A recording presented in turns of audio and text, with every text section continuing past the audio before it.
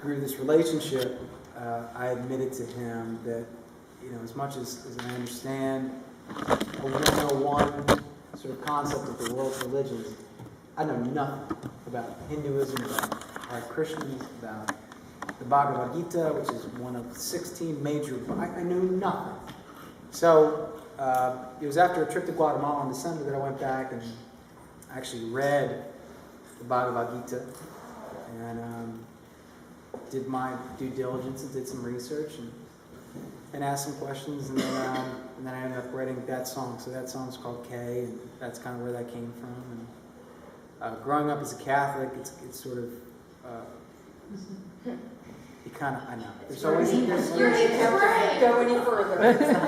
Well, the funny thing is, like, even now, it's the amazing thing is there's sort of the cynicism that comes with being a Catholic growing up of a certain ilk or a certain generation. And you see somebody like a Pope Francis who represents the entire Catholic Church. And more than before, I think people who have fallen away from the church are giving him the benefit of the doubt because of the things especially that he said. Whether or not the Vatican actually gets their shit together and figures out what they're doing is another thing, and that's my own personal opinion. And I'll kind of keep to my own tenets and my own personal spiritual beliefs. But with that said, that kind of stuff is hopeful. I mean, he's a Jesuit too. I went to a Jesuit high school. I get Jesuits are the fucking shit. They are the rock stars of Christianity. Whether they get things done or not, but they are, like, intellectually speaking, they're people that I was very, very happy to be educated under. And with that said, Catholicism certainly does, growing up that way, it is fodder for a lot of songs. So delving into other religions too, and that's what singer-songwriters generally tend to do. It's like Buddhism, Hinduism, Judaism, all that stuff.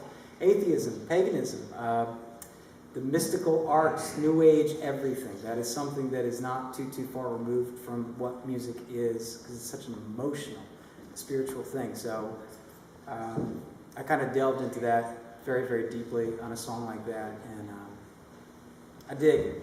And he, out of more people that I've met, is the most spiritual person that I've ever come across, and he is not at all stuck to how he was raised as a Hare Krishna. He just has a very